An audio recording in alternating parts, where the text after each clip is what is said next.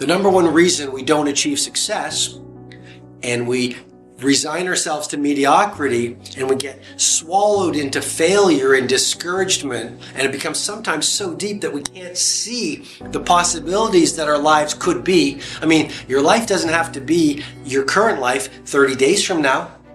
But most people can't see that. And the number one reason is this word called grit. Researchers say the number one defining factor of whether we become successful or average is whether we have grit. Grit is the ability to stay true to your vision and not dilute it when you get laughed at. Grit is the ability to try an innovation, experience failure, and to say, I'm going to continue and I'm actually going to learn and use that experience to get me closer on my path to the mountaintop. I mean, what the ordinary person sees as failure, the master simply sees as part of the process of refining your craft. So, number one, you've got to have grit. You've got to literally, when you get knocked down, force yourself to get back up, because then you start to develop a new brain. Yes, you develop a new neural pathway. Yes, you develop new muscle memory. And yes, you develop confidence. Remember that every time you get knocked down, it's an opportunity for you to develop more confidence, develop more experience, develop more inner power.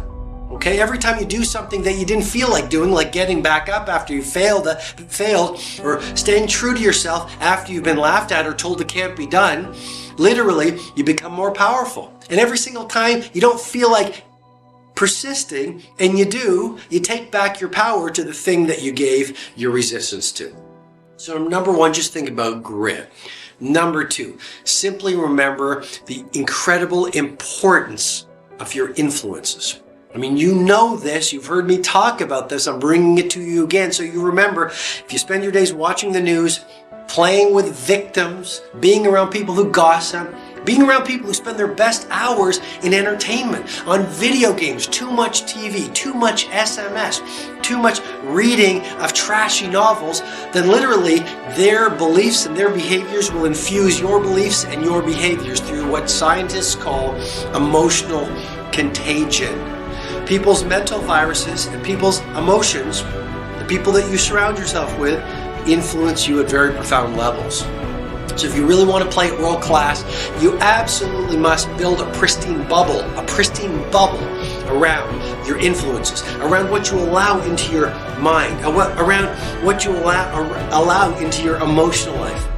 You know, look at your workspace. Is it messy and cluttered, or is it inspirational? Build a bubble around the twin assets of your focus and your energy. So literally, you only allow into your life things that will uplift you, things that will make you more creative, things that will make you more productive, things that will lift up your energy versus tear down your energy.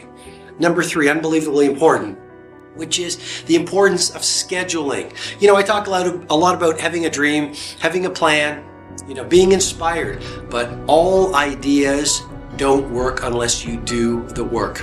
And some of the best work you can do is getting really good at creating a one-page plan. Have your big five, the 5 things that need to happen this year for this to be your best year yet, on a one-page plan. Your top 5 values, put them on that same plan. Your top 5 sub-goals sequenced into each quarter of this year.